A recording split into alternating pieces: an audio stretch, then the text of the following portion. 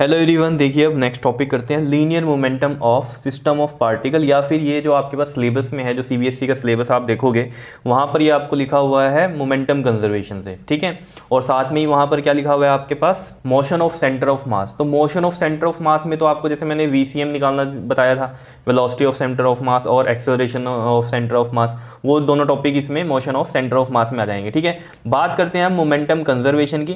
तो momentum conservation में देखो, सबसे पहले आपको कहानी क्या देखनी पड़ेगी यहाँ पर कि हम लीनियर मोमेंटम की बात कर रहे हैं। लीनियर मोमेंटम में जो हम स्ट्रेट लाइन में चल रहे हैं हमारे, ठीक है, यानी कि रोटेशनल मोशन नहीं है। अगर रोटेशनल मोशन होगा तो वो कौन से उसमें मोमेंटम आएगा, वहाँ पर एंगुलर मोमेंटम आ जाएगा, ठीक है। तो यहाँ लीनियर मोमेंटम की बात हो रही है, ये आपने पहले भी पढ़ा है, लेकिन हम सिस्टम ऑफ पार्टिकल्स में इसको प्रूव करेंगे कि कैसे कंजर्व्ड है, ठीक है। तो देखो, जैसे हमने माना कि एक कंसीडर किया हमने सिस्टम ऑफ एन पार्टिकल्स का विद मासेस जिसमें m1 है, m2 है, up to mn, moving with velocity v1 v2 and vn respectively. मतलब m1 मास है जो v1 वेलोसिटी से चल रहा है, m2 है जो v2 वेलोसिटी से, और अप टू सो ऑन करते हुए हमने मान लिया mn वो vn वेलोसिटी से चल रहा है, ठीक है।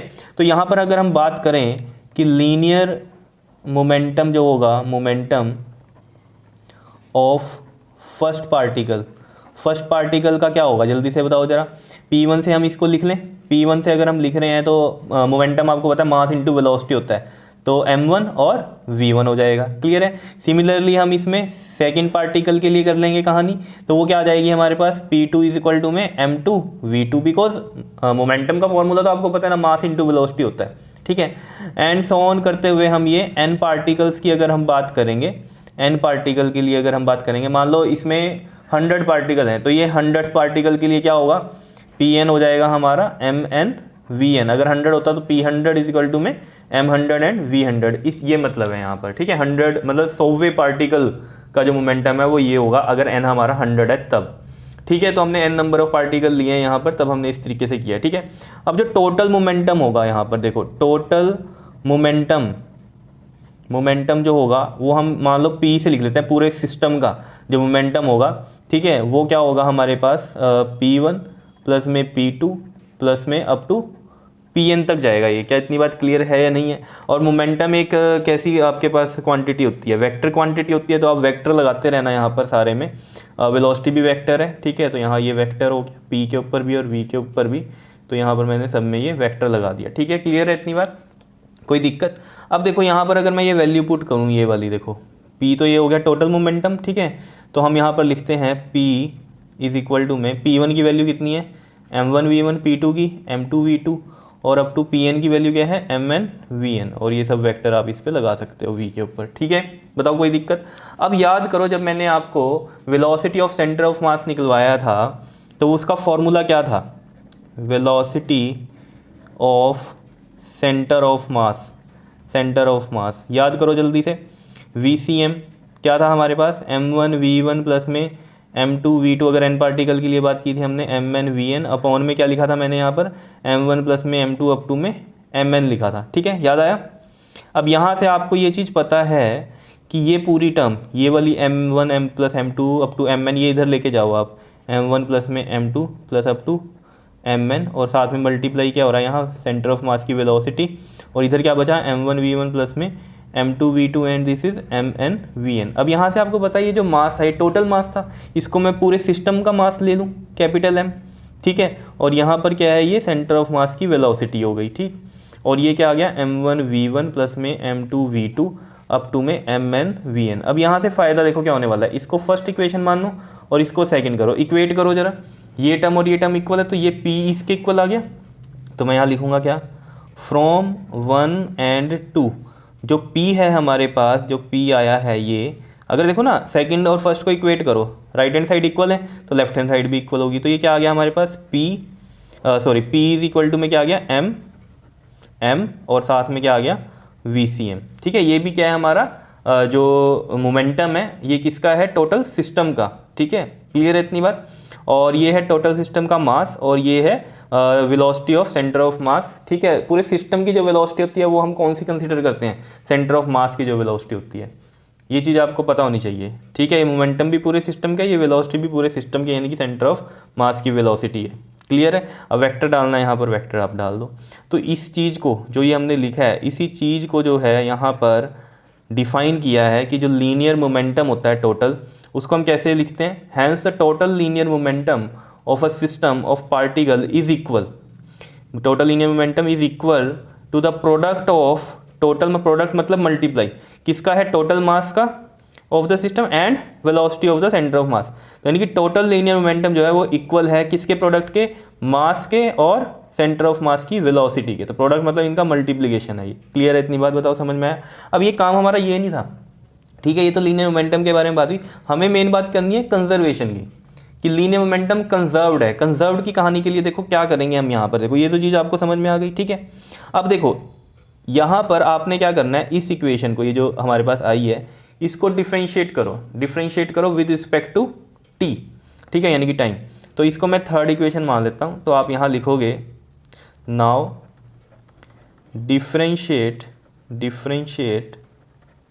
Equation third with respect to time, यानी कि इस पूरी इक्वेशन को डिफ्रेंशिएट करना है बोथ साइड।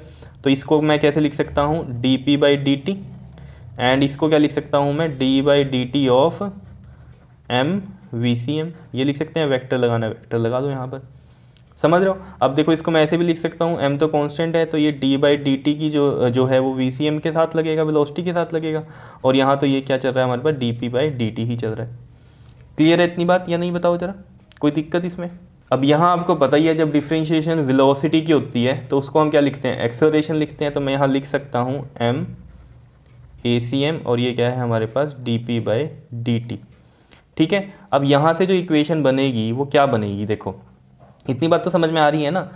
v की हम जब डिफ्रेंशिएशन करते हैं तो हमारे पास एक्सेलरेशन आता है, और जब हम पोजीशन की करते थे डिफ्रेंशिएशन तो हमारे पास वेलोसिटी आती थी। ये तो चीज़ें आपको पता ही हैं, ठीक है। अब देखो यहाँ से हमें जो बात करनी है, देखो dp/dt और ma क्या होती है, मास इंटू एक्सेलरेशन क्या होती है, फोर्स होती है। क्या होती है, force. Mass into acceleration is force. तो मैं यहाँ फोर्स लिखूंगा, लेकिन यहाँ मैंने एक्सटर्नल लिखा। अब सारी कहानी यहाँ पर आती है कि मैं सिंपल फोर्स भी लिख सकता था, लेकिन मैंने एक्सटर्नल फोर्स लिखा इसको। अभी समझते हैं इस बात को, ठीक है। चलो ये चीज़ आपको समझ में आई कि change in linear momentum with time is equal to force. और ये आपने न्यूटन के सेकंड लॉ में पढ़ा था, force is rate of change of momentum. Rate of change of momentum क्या होता है, change in momentum with time. तो समझ रहे हो ये बात। तो ये हमें पता था F इज इक्वल टू में dp/dt कहाँ पढ़ा था हमने, जल्दी बताओ, न्यूटन के सेकंड लॉ में पढ़ा था।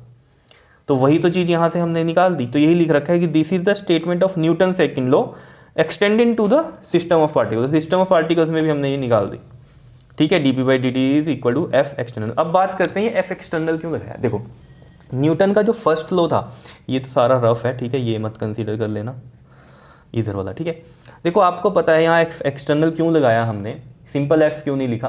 देखो आपको पता है न्यूटन का फर्स्ट लॉ क्या कहता था, इनर्शिया का उसमें कंसेप्ट आता था, ठीक है, याद है कुछ थोड़ा बहुत न्यूटन का फर्स्ट लॉ सेकंड लॉ।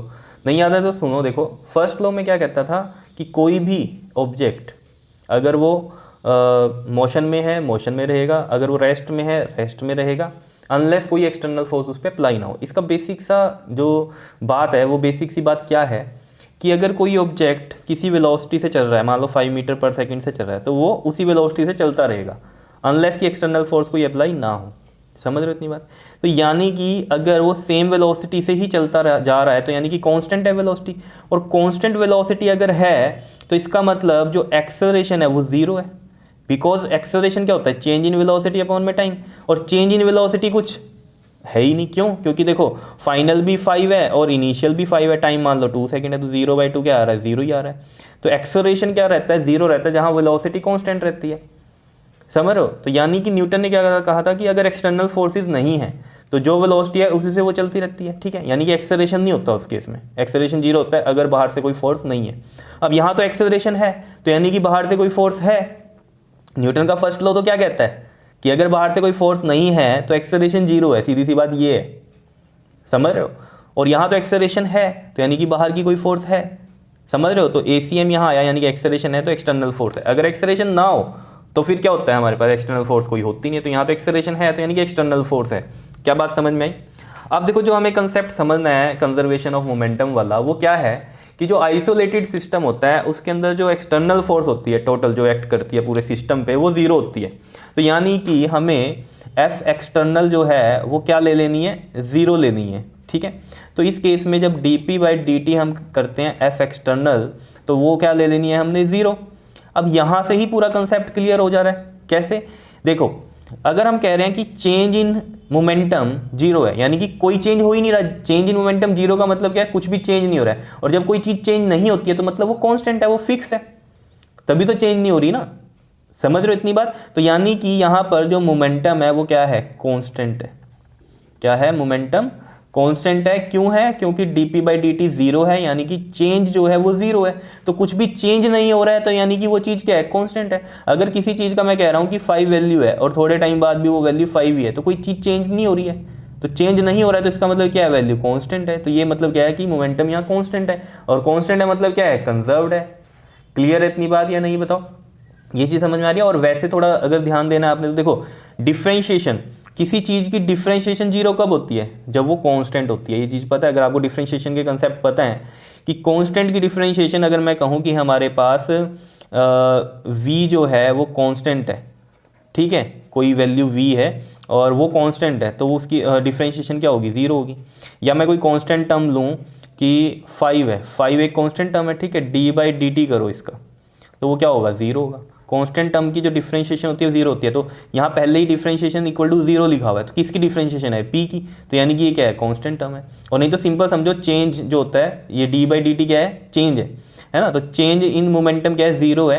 तो अगर कोई चीज़ चेंज नहीं हो रही है तो इसका मतलब वो कांस्टेंट है, तो यानी कि p कांस्टेंट है। यही बात हमने यहाँ पर लिखी है कि hence if no external force on a system, कोई एक्सटर्नल फोर्स नहीं है सिस्टम पर, the total linear momentum of the system is conserved, constant है मतलब, ठीक है। And this is the law of momentum conservation, या फिर this is the law of conservation of linear momentum. Clear है इतनी बात या नहीं, बताओ कोई दिक्कत इसमें। अब देखो ये सब कहानी, इसके क्वेश्चंस हमारे वही हैं जो हमने पहले भी किए हुए हैं, ठीक है। मैं भी एक करके भी दिखा दूंगा छोटा सा। अब देखो मेन पॉइंट इसमें क्या आता है कि velocity of centre of mass remain constant. जो वेलोसिटी है सेंटर ऑफ मास की वो भी कांस्टेंट रहती है जब टोटल एक्सटर्नल फोर्स क्या हो, जीरो हो सिस्टम पर। वो कैसे, देखो अभी आपने किया यहाँ पर क्या, dp/dt जीरो किया तो p की वैल्यू क्या होगी यहाँ पर, जल्दी से बताओ। ये p किसका है, टोटल सिस्टम का है, तो वो क्या है, टोटल मास और उसकी वेलोसिटी, ये भी क्या है, जीरो। तो यानी कि अगर इस पूरी टर्म को हम देखें कि change in that term is zero, तो यानी कि ये पूरी टर्म कांस्टेंट है। तो यानी कि मैं लिख सकता हूँ, जैसे मैंने p को कांस्टेंट लिखा था, यहाँ मैं लिख सकता हूँ ये कैपिटल M एंड VCM क्या है, कांस्टेंट है। तो मास तो चलो कांस्टेंट होता ही है, यहाँ पर हमें VCM की बात पता चल रही है कि ये भी क्या है, कांस्टेंट है। अगर एक्सटर्नल फोर्स सिस्टम पे क्या हो, जीरो हो, तो सेंटर ऑफ मास की वेलोसिटी भी क्या रहेगी, कांस्टेंट रहती है। क्या इतनी बात क्लियर है, ये बात समझ में आई, ठीक है। तो मेन कहानी यहाँ तक थी आपकी कि ये हमें प्रूफ करना था कि law of conservation of momentum कैसे है ये, ठीक है, ये हमें प्रूफ कर दिया यहाँ पर। और साथ में एक बात पता चली कि सेंटर ऑफ मास की जो वेलोसिटी है वो भी कांस्टेंट रहेगी, ठीक है। क्लियर है इतनी बात, बताओ। अब देखो इसके क्वेश्चंस कैसे होंगे, वैसे ही हैं जैसे आपने पहले पढ़े हैं। जैसे मैं छोटा सा एक क्वेश्चन आपको यहाँ करके दिखाऊँ। जैसे मान लो ये गन है, ठीक है, ये गन है एक, ठीक, और यहाँ से क्या है, एक बुलेट निकली, ठीक, ये बुलेट निकली। अब इनिशियली ये क्या है, ऑब्वियस ही बात है, बुलेट और गन इकट्ठे पड़े हुए हैं, रेस्ट पे हैं, ठीक है। अब क्या बात आपको कही जा रही है कि इसका मास जो है वो है 10 kg और बुलेट का मास कितना है, मान लो 1 kg है, ठीक है। ये बुलेट जो आगे गई वो 60 मीटर पर सेकेंड से गई, ठीक है। और आपको ये बतानी है कि इसकी वेलोसिटी क्या होगी, इस गन की वेलोसिटी क्या होगी। बात आ रही है समझ में, गन की वेलोसिटी क्या होगी ये आपको बतानी है। तो देखो सिंपल सी कहानी है, क्या आपको पता है इनिशियल मोमेंटम और फाइनल मोमेंटम इक्वल होगा अगर हम बात कर रहे हैं कंजर्वेशन ऑफ लीनियर मोमेंटम की, ठीक है। वो आपने पढ़ा भी था, कैसे होता था वो, m1 u1 प्लस में m2 u2, और ये होता था m1 v1 प्लस में m2 v2, ये होता था।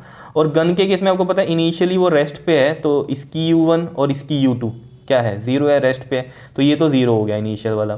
बात फाइनल की करते हैं, जब गोली चल गई, जब गोली चल गई तो आपको पता है ये चीज़ कि ये आगे जाती है, गोली आगे गई, बुलेट आगे गई, और गन थोड़ी सी बैक जाती है, ठीक है। उसी की वेलोसिटी ये पूछ रहा है आपसे, गन की वेलोसिटी इसमें क्वेश्चन में, ठीक है। तो यानी कि अगर मैं इसको m1 मान लूँ और इसकी वेलोसिटी v1 मान लूँ, और ये m2 मान लूँ और इसकी वेलोसिटी v2 मान लूँ, तो ये v1 आपको कह रहा है कि फाइंड आउट करो, यानी कि वेलोसिटी ऑफ गन आपसे पूछ रहा है वो, ठीक। तो ये हमें बताना है, तो बिल्कुल सिंपल है। देखो m1 कितना है हमारा 10 है, v1 हमें निकालना है, m2 देखो क्या है, m2 क्या है हमारे पास 1 है, और v2 देखो, अब v2 की भी डायरेक्शन आपको देखनी है क्योंकि ये वेक्टर क्वांटिटी है, तो इस तरफ जा रहा है, राइट साइड जा रहा है, तो ये प्लस का ही लेंगे हम। तो कितना ले लिया हमने, प्लस का 60 ले लिया। अब आप कहोगे v1 तो इधर जा रहा है, तो ये तो माइनस में आना चाहिए, वो अपने आप आ जाएगा आंसर में, समझ रहे हो, उसकी टेंशन ना लो। देखो अब क्या होगा, ये इधर जाएगा माइनस का 10 v1, ये कितना आ गया 60 आ गया, 1 इंटू 60, तो v1 कितना आ गया 60 अपॉन में माइनस 10, कितना आ रहा है माइनस का 6 मीटर पर सेकेंड v1, यानी कि गन की जो है वो वेलोसिटी आई। और माइनस का मतलब क्या है, अपोजिट डायरेक्शन, बुलेट आगे गई है तो गन उसके अपोजिट गई है, ठीक है। तो नेगेटिव साइन इंडिकेट्स, ये क्वेश्चन मैंने इस तरह के आपको पहले करवाए हुए हैं लॉज ऑफ मोशन में, जब हमने पढ़ा था कंजर्वेशन ऑफ मोमेंटम वाला टॉपिक, तो वहाँ पर मैंने ये न्यूमेरिकल करवाए हुए हैं इस तरीके के, ठीक है। तो negative sign indicates opposite direction of gun to the bullet, ठीक है। क्लियर है इतनी बात, बताओ। अब देखो यहाँ पर जो मेन कहानी आएगी ना, वो आएगी एंगुलर मोमेंटम वाली, ठीक है। वो हमने नहीं पढ़ा, एंगुलर मोमेंटम के बारे में पढ़ेंगे डिटेल में आगे, ठीक है। अभी के लिए ये चीज़ समझ में आई आपको, ठीक है। तो ये टॉपिक इसलिए कराया मैंने क्योंकि सिलेबस में था आपके, तो ये करवाना ज़रूरी था। समझ में आ गया कैसे हमने ड्राइव किया है पूरा का पूरा टॉपिक ये, ठीक है। कैसे हमने लीनियर मोमेंटम निकाला और कैसे फिर हमने यहाँ पर आपका कंजर्वेशन ऑफ लीनियर मोमेंटम भी प्रूव किया। बताओ क्लियर है कहानी, कर लोगे इसको? Okay, thank you.